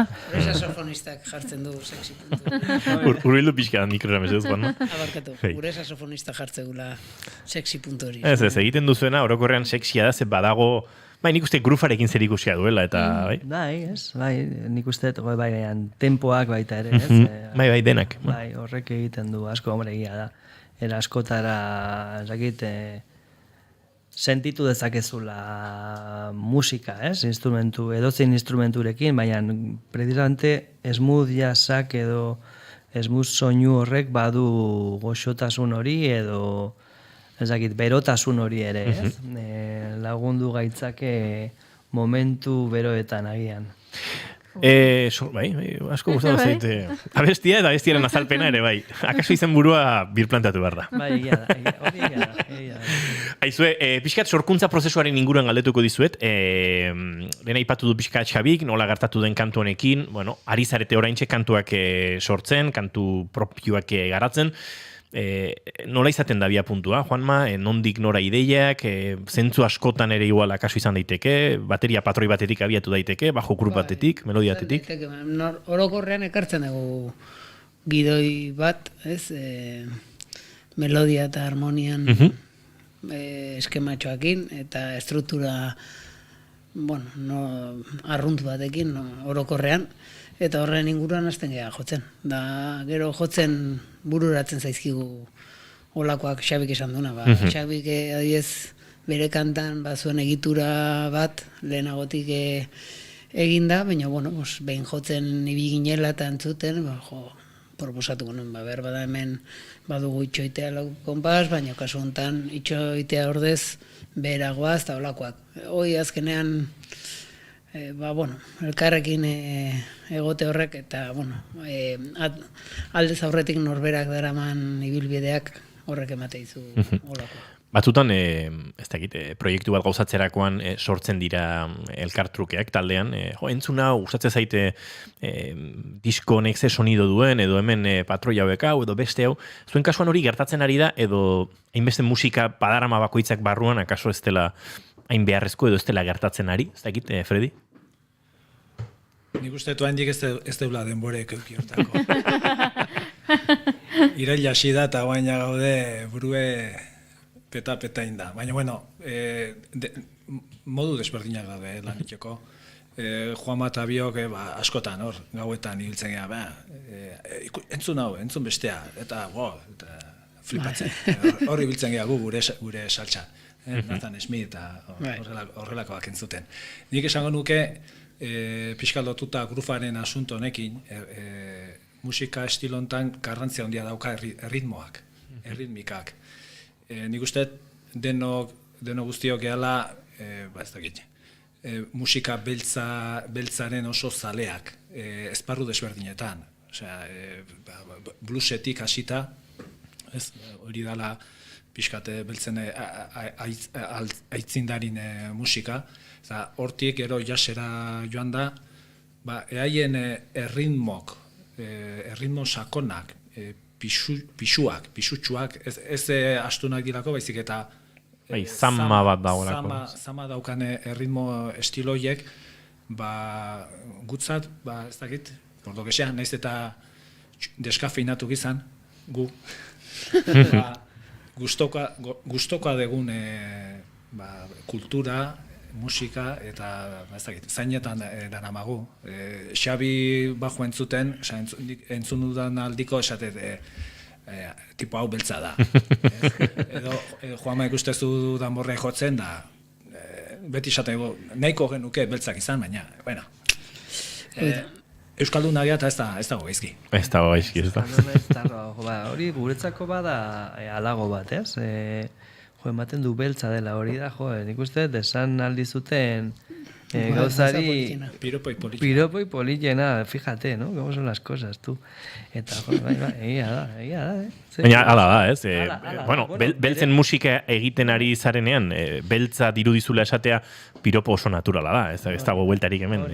Ez da momentua, ze gainera, Eguerdiko Amabiak gertu ditugu eta baina, akaso, hemen daudela baliatuta, irik genezake hainbeste gustoko dugun debate hori.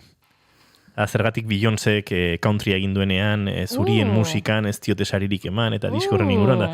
Akaso mikroak itxita Amabietan, eurekin aritzeko aukera izango dugu, ze... Oso interesgarria da. Oso interesgarria da.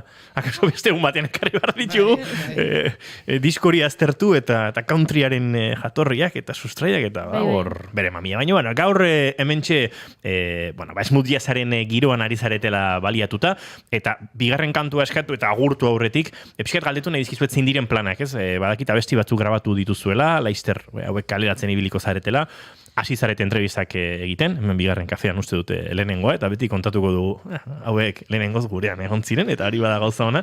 Kontzertuak iritsiko dira, zizin dira pixka bat planak, kaso erotu gabe, baina taldearekin aurrera egiten joatea eta aztea, ez? Asko gustatuko litzaiguke, egia esan taldearekin aurrera jarraitzea, ez? Lan handia da kontzertuak bilatzea, ez? Azkenean programatzaileei kontaktatzea eta gure agendak baita ere konsolidatzea edo baldintzak eta bar, ez? Ze baldintzetan egiten diren kontzertuak, ez? Azkenean, gu badaukagu gure bizitza, gure erosotasuna eta ez dugu, ez gaude ezakit jotzeko burua galtzen, ez? Gogora jotzera benetan gogoa daukagun lekuetara, ez? Eta izan daiteke lehenengoan egin genuen bezalaxez, feria baten aurrean, ezakit espektatiba handirik gabe, baina, erosotasunarekin. Orduan, bilatzen ari gera kontzertuak, kontaktatu nahi bagaituzue, Instagramen bilatu gaitzakezue, baina, guk baita ere saiatuko gera kontzertuak bilatze, baina, lasaitasunez, ez? Nik uste naturalki egingo degula lan hori. Ez,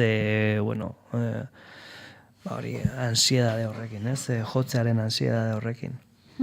Kantu gehiago sortzen jarraitzeko asmoarekin pentsatzen dut, Frediren estudioan ere grabatziak sortzen duen erosotasun eta luxuarekin kantuak grabatzen jarraitzea ere gauza ederra da, pentsatzen dute hori ere badagola planetan, Juanma? Bai, Xabik esan duen bezala, ez dugu beharrik ekonomikoki hitzein da, baina bai, bueno, animikoki asko laguntzen du, ez, jotzen ibiltzeak, orduan, nik uste lanean jarraituko dugula, oain arte egin dugun bezala, kantak ekoizten ditugun einean, saiatu gure repertorioan sartzen, eta, bueno, Xabik esan duen bezala, kontzertua bilatzen, hemen dira, bueno, bota dezakegu. Norbaitek... Deialdia, bai, egin. Hemen Tolosan baita ere, badaude ziklo batzuk gustora etorriko gineak hona jotzea. Kultura zinegotzia ezagutzen dute, esango dut. Kaixo, Jay Fox taldea gera, eta oso gustura etorriko gera hona. Baina, Tolosak badu blues jaialdi bat, baina ez dakit Jay Fox blues jaialdi baten mugetan kokaote genezakeen. Egon dira rock taldeak blues jaialdian, bueno... Jazz jaialdiak bakigu. Jazz jaialdietan pop talde jotzen dute. Bueno... Gaur egun muga horiek jautsi behar ditugu. Bai, gainera, badaude prensa artikulu interesgarriak horren... Guregatik ez dago arrazoik. Lehen esan bezala musikari askorentzat izango geha, seguronik... musika erreza, beste batzuentzat konplexua, azkenen betikoa. Bueno, baina bihotzetik egina, ez? Eta honestua, eta benetakoa. Deitu gaitzazue mesedez, eta gu jotzeko prest. Jay Fox Quartet, inoiz zuetako norbait entzule programatzaia baldin bada, edo jaialdi bat antolatzen badu, eta espalin bada Torkio danakoagatik izena, idatzi guri lasei bigarren kafera jaizuen, hola izan zen denboraldia xerako, eta gu jarriko zaituztegu harremanetan eurekin. Inongo arazorik gabe, Fredi, Polloko estudioetan jarraituko duzuek, kantoiek osatzen, eta pentsatzen dut zuk ideia garbi dituzula, sonidoari dagokionez ere, lehenera ipatu duzu, ez? LA estiloiek, 80-markadako sonidori, buruan nahiko garbi daukazula noruntzera nahi duzun produkzioa, edo bintzat soinu kolore hori, ez? Nere gustoako, bai, taldekidek zesan. Gero ez da baidak. Bueno, guantxe bertan, nik uste daukagun lan politia izango dela talde honentzat kantak egin. Ezen, aurretik jo ditugunak eta grabatu ditugunak, aurretik sortutakoak zien, eta guain espreski taldearentzat egindako kantak egingo ditugu. Eta gaudenak egonda, lan hori oso politia izango da. Zein ja pentsatzezu, honek hau egin dezake, beste harrekingo do beste hau. Asko influitzen du segun eta taldean ze pertsona, ze musikari dagoen, musikak egiten du alde batea edo bestea. Orduan, hasierako kanta hauek jarri gaitu gure tokian, nolabait, eta guain gure eskutan dago bideari luzapena ematea.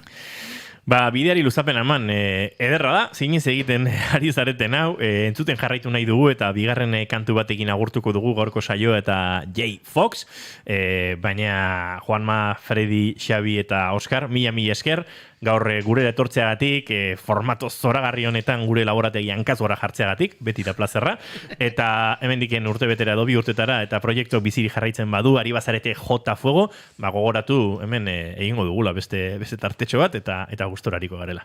Oso, mila esker, benetan oso plazera handia. Bigarren kantu aurkeztu behar diguzue, Xabi, zer horrek egingo duzu?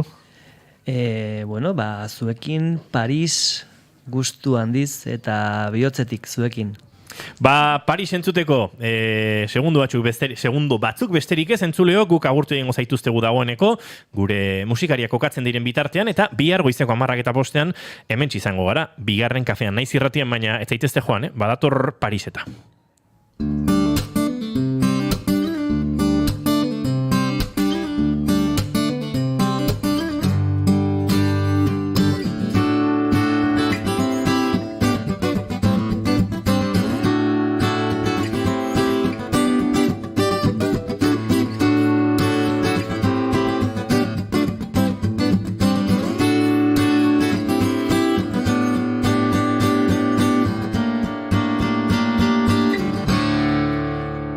Bigarren kafearen elkarrizketa akustikoetan eta gaurko saioa agurtzeko J. Fox Quartet eta Paris. Nahi duzuenean mutilak?